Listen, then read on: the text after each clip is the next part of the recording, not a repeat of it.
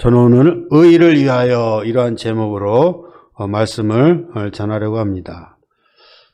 우리가 살면서 우리 사람들의 관계에 있어서 여러 가지 어려움이 발생하죠. 어떤 사람이 저를 반대하고 또 공격하고 나쁜 말로 다른 사람에게 퍼뜨리고 있다면 어떻게 해야 될까요? 참 곤란하겠죠? 이런 사람이 있다면 내 안에 즉시 어떤 적대감이 일어날 것입니다. 그리고 그 사람을 공격하고 또 그 사람에게 되갚아주려고 할 것입니다. 내가 이 분을 좀 삭히고 참아내려고 해도 참 참기 어려운 것입니다. 그래서 그 사람에 대한 험담도 찾아내고 또 실수와 잘못도 끌어내서 몇 배로 돌려주고 싶은 것이 우리 인간의 마음일 것입니다. 그런데 이렇게 복수를 하고 나면 어떨까요? 잠시 속은 시원할지 모르겠지만 곧 자신의 행동을 이렇게 후회하고 마음은 착잡해질 것입니다. 내가 저지른 실수와 낭패감이 몰려와서 후회를 하지만 이미 저질러진 것은 다시 돌이킬 수가 없을 것입니다. 자, 이런 문제가 있을 때 우리 믿는 자들은 어떻게 행동을 취해야 될까? 성경은 이렇게 말합니다. 의를 위하여 고난을 받으면 복이 있는 자다. 우리가 이렇게 억울함을 당하고 고통을 당하고 또 이렇게 핍박을 당할 때 의를 위해서 고난을 받으면 복이 있다고 이렇게 말씀하셨습니다. 의는 하나님의 뜻을 말합니다. 옳은 일이죠. 하나님을 생각하면서 예수님을 생각하면서 예수님이라면 이런 때 어떻게 하셨을까를 생각해내는 것. 바로 이것이 하나님의 뜻에 있습니다. 억울한 일을 당하고 상대가 나를 괴롭히며 요셉처럼 구덩이에 빠뜨려 곤란을 당하게 할지라도 내가 하나님을 생각하고 하나님의 의를 생각하면서 참아내는 것입니다. 그리고 참는 게 머무는 것이 아니라 그 상대를 불쌍히 여기는 것입니다. 왜냐하면 이렇게 나를 괴롭히는 사람을 잘 살펴보면 그 사람 안에 어떤 불편함이 있습니다. 그 사람 안에 어떤 열등감이나 또 자신을 모르게 괴롭히는 게 있기 때문에 내가 다른 사람을 괴롭힘으로 해서 거기에 대한 보상을 받으려는 것입니다. 그런데 이런 때에 내가 그 상대를 불쌍히 여긴다면 순간적으로 내 마음에 있던 미움과 적대감이 사라집니다. 그래서 불쌍히 여기는 것입니다. 그러면 나는 마음의 평정을 찾아갈 수가 있습니다.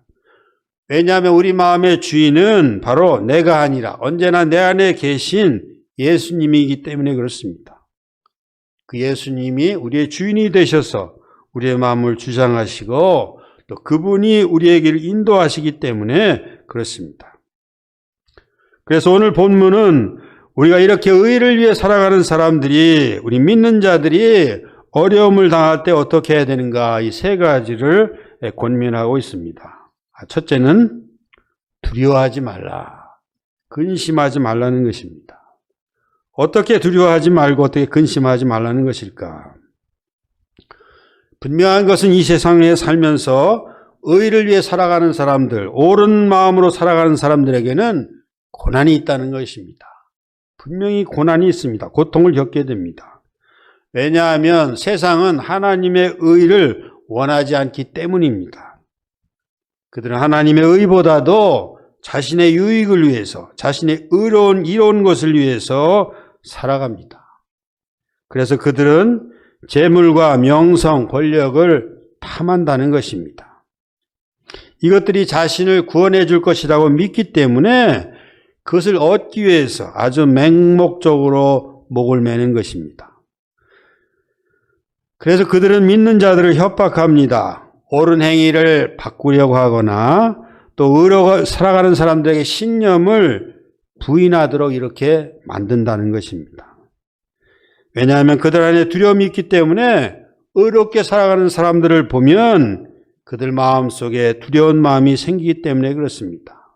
그래서 믿는 자들을 협박하고 두렵게 만드는 것입니다. 그런데 오늘 본문 4절에 14절에 보니까 그들이 두려워하는 것을 두려워하지 말라 이렇게 말씀하고 있습니다. 그들이 위협을 해도 그들이 어떤 신념을 바꾸려고 해도 두려워하지 말라는 것입니다. 왜 그럴까요? 그리스도가 우리의 주인이기 때문에 그렇습니다. 예수님이 우리의 주인이기 때문에 두려워하지 말라는 것입니다. 그래서 첫째는 두려워하지 말고 근심하지 말라. 자, 두 번째는 그리스도를 주로 삼아라고 하고 있습니다. 이 말씀은 고난을 당하며 위협을 당할 때라도 물러서지 말고 그리스도를 주로 삼아라. 그분이 나의 주인이시라는 것을 믿으라는 것입니다. 주라 하는 것은 바로 하나님을 가리키는 것입니다. 구약에서의 야훼라는 이름도 되겠죠. 또한 그리스도는 거룩하신 분이며 그분을 숭배하라는 뜻이기도 합니다. 다시 말하면 믿는 자들은 그리스도가 주인이기 때문에 그분의 뜻을 따라 살고 신뢰하면서 세상의 위협에도 무서워하지 않고 물러서지 말라는 것입니다. 그럼 어떻게 하는 걸까요? 이 말씀은 우리가 어떤 행동으로 대적하며 반대하라는 것이보다는 내 안에 믿음에 대한 확신을 가지라는 것입니다. 또한 그리고 그리스도에 대해서 존경하는 것입니다. 그분을 신뢰하고 존경하는 것을 말합니다. 예수 그리스도께서 우리를 주관하시고 이 우주를 통치하시는 분이라는 믿음을 선포하는 것입니다. 설득하는 것이 아니고 그분이 이 우주의 주인이시며 통치하신다는 사실을 선포하는 것입니다. 이렇게 그리스도를 내 안의 중심으로 삼게 되면 우리는 살아가면서 어떤 불확실한 속에서 또 어떤 모순된 일을 만날지라도 우리가 적절하게 대처할 수 있는 방법과 힘이 생긴다는 것입니다. 자, 이렇게 한다면 그 세상 사람들은 뭐라고 말할까요? 이렇게 묻습니다. 오늘 성경의 15절을 보니까 너희 속에 있는 소망에 관한 이유를 묻는 자에게는 대답할 것을 항상 준비하되. 우리한테 물어본다는 것입니다. 너희 안에 무슨 소망이 있느냐? 어떤 소망이나 믿음이 있어서 너의 괴롭힘을 보상받겠느냐고 이렇게 물어본다는 것입니다. 위협이나 협박, 억울한 일을 당할지라도 꿋꿋하게 견딜 수 있는 것은 그 안에 확실한 믿음이 있기 때문에 그렇습니다. 그러면 이런 믿음을 어떻게 보이라고 말씀하고 있을까요? 오늘 말씀을 보니까 온유와 두려운 마음으로 하라고 이렇게 말씀하고 있습니다. 우리의 믿음이 있다는 것을 의시되고 또 강요하고 갑질하면서 보이는 것이 아니라 대답할 것을 항상 준비하되 온유함과 두려운 마음으로 하라 이렇게 하고 있습니다. 또한 항상 준비하라는 것은 원어로 헤토이모이라는 말로 복음에 대해서 어떤 견고한 발걸음과 복음의 가치를 내가 분명히 알아라 그런 뜻입니다. 내가 복음에 대한 가치를 알고 왜 복음이 필요한 것인지, 왜 복음으로만 살아야 되는 것인지를 우리가 항상 알고 그것을 나에게 진열하는 것입니다. 그래서 필요한 때 그 복음을 전할 수 있다는 것입니다. 자, 그렇다면 우리가 이런 복음을 전하려면 어떻게 해야 할까요? 온유와 두려움으로 하라고 하였습니다. 온유와 두려움으로 하라는 것은 어떤 말일까요? 조심스럽고도 친절한 마음으로 다가가라 그런 뜻입니다. 다른 사람에게 강요하거나 오만한 태도를 갖거나 비판적인 자세로 하는 것이 아닙니다. 다시 말하면 겸손한 마음으로 대하라 그런 뜻입니다. 그러면 겸손하게 대한다는 건 어떤 뜻일까요? 나의 유익을 구하는 것보다 상대의 유익을 먼저 생각하는 것입니다. 그게 바로 겸손입니다. 우리 과거에 우리 전도하는 방법을 한번 돌아보았습니다. 그 방법을 살펴보니까 우리 미숙한 점들이 많이 있었습니다. 우리 영혼을 사랑하며 구하려 하는 것이 전도의 목적인데 우리는 그것보다도 사람들을 교회로 어떻게 하면 이끌어올까 여기에 전도의 목표를 세웠습니다. 그래서 성경 말씀을 몇 구절 제시하고 또 믿으라고 강요도 하고 또 몇 가지 선물을 이렇게 제공하면서 그들을 교회로 인도하려고 한 것입니다. 좀 끌어오려 한다는 표현이 더 정확하겠죠?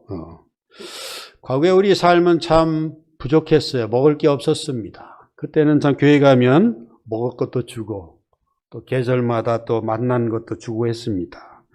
당시는 지식이 부족하고 먹고 살기가 어려웠기 때문에 이런 것도 필요하였습니다. 그러나 우리 전도의 최종 목표는 항상 영혼을 사랑하는 것입니다. 그 영혼을 구원한 것, 이것이 처음이고 마지막이 되어야 합니다. 그리고 전도할 때 사랑하는 마음으로 한다면 강요하는 것보다는 조심스러운 마음으로 살피며 그들의 이해를 구하는 것이 좋습니다. 오늘날같이 물질이 풍요한 시대에는 더 말할 나위가 없습니다. 물질이 풍요하면 사람들에게 부족한 것이 없습니다. 그래서 하나님이 별로 필요치 않다는 것입니다. 그래서 우리는 먼저 내 안에 복음에 대한 확신이 있고 믿음이 있어야 합니다. 왜 복음이 필요한 것인지, 복음으로 어떻게 변화가 되는 것인지, 복음의 효과가 세상을 어떻게 만들 것인지에 대한 확실한 증거와 믿음이 있어야만 그 믿음이 우리에게 전도하는 대상자에게 전달될 수 있다는 것입니다. 자, 오늘 본문에서 온유와 두려움으로 하라 하면은 어떤 결과가 얻어질까요?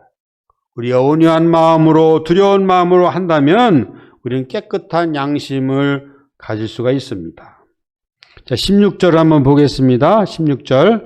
선한 양심을 가지라. 이는 그리스도 안에 있는 너희의 선행을 욕하는 자들로 그 비방하는 일에 부끄러움을 당하게 하려 함이라. 선을 행함으로 그 사람들에게 부끄러운 마음을 갖게 한다는 것입니다. 그래서 사도는 그리스도께서 먼저 이런 일을 겪으시고 우리를 격려하시고 있다고 기록하였습니다. 내 안에 계신 예수께서 선한 일을 하도록 먼저 그분이 고난을 겪으셨으며 우리 안에서 우리를 이끄시고 계신다는 것입니다. 그분이 당하신 고통과 고난이 우리가 당한 어려움을 이겨내게 하면서 영적인 교훈과 또 힘을 준다는 것입니다.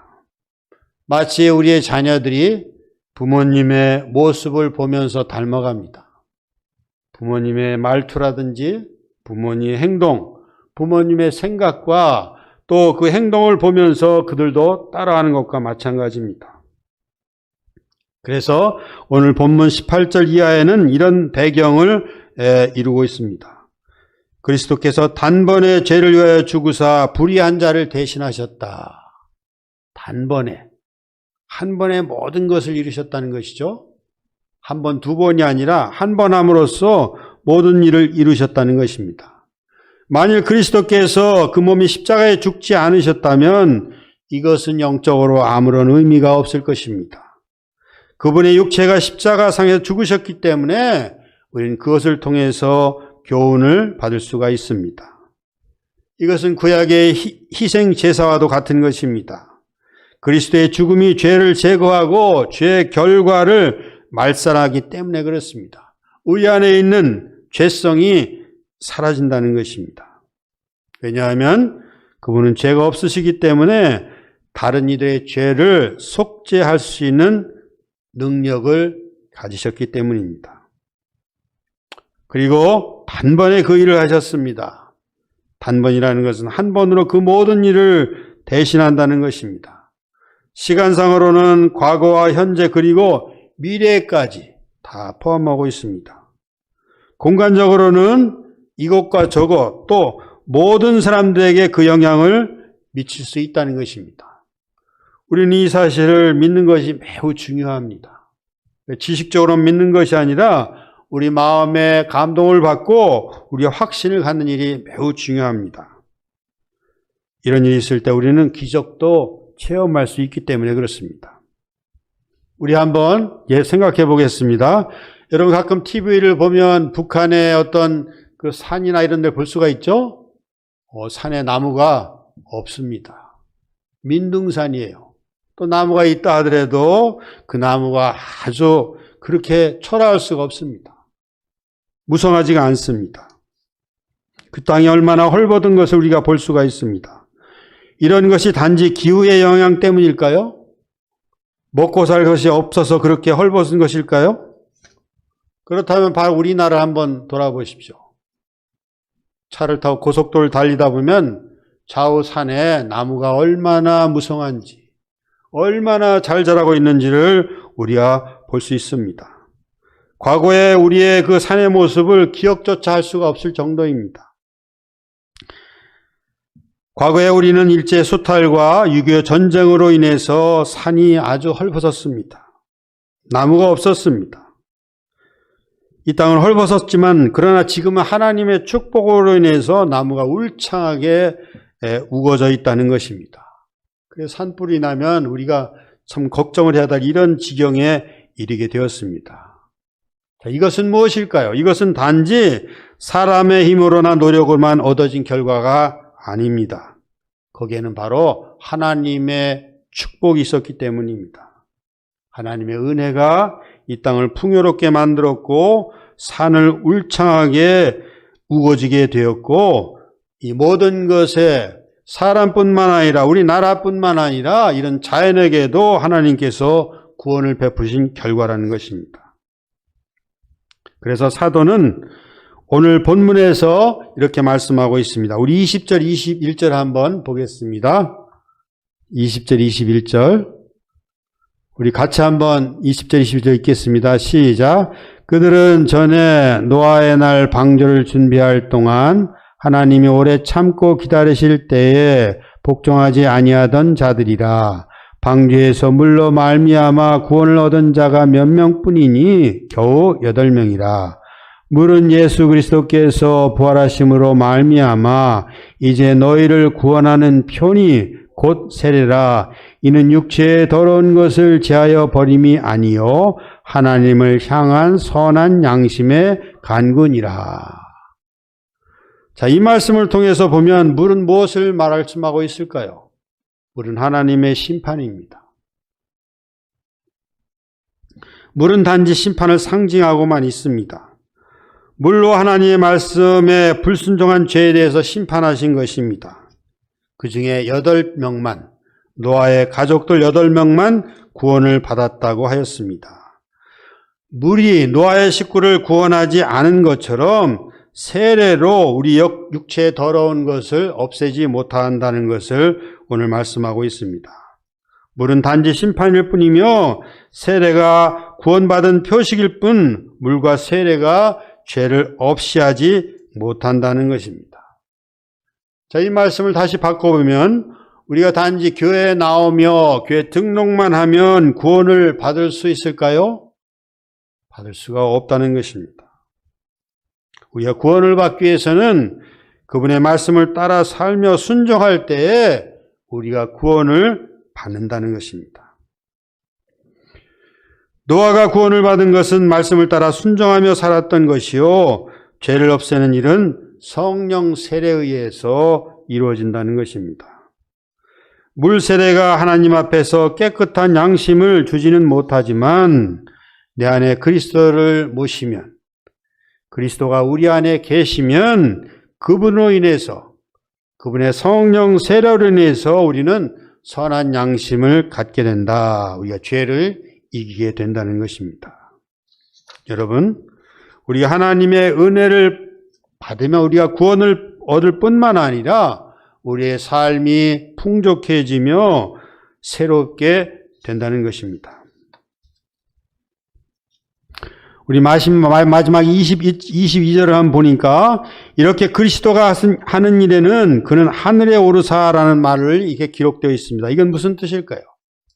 그리스도께 십자가에 죽으시고 우리를 구원하신 것, 은혜를 베푸신 것, 또 성령 세례가 우리를 구원하신다는 이 모든 것이 그리스도가 하나님의 우편에 계시기 때문에 그것을 보증한다는 것입니다. 구원의 영원한 성격을 보증하며 확신하게 된다는 뜻으로 기록되어 있습니다. 여러분, 오늘 말씀을 통해서 의를 따라 사는 것, 고난을 당할 때라도 두려워하지 않는 것, 그리스도를 주로 삼아 사는 것, 또 온유한 마음으로 두려운 마음으로 준비하며 믿음을 저버리지 않는 것, 이것에 대한 진실성이 바로 그리스도께서 하나님의 우편에 계신다는 것이 이거에 대한 진실성을 증명하고 있습니다. 여러분, 우리 믿는 자들이 세상을 살아가면 여러 가지 곤란한 일 많이 겪게 됩니다. 또 많은 사람으로부터 유혹과 또 위협을 당하고 협박을 당할 때도 있습니다. 이런 어려움을 당할 때일지라도 우리가 그리스도를 생각하고 그분이 내 안에 살아계신다는 걸 생각하면서 이걸 당당하게 믿음으로 이겨내시길 바랍니다.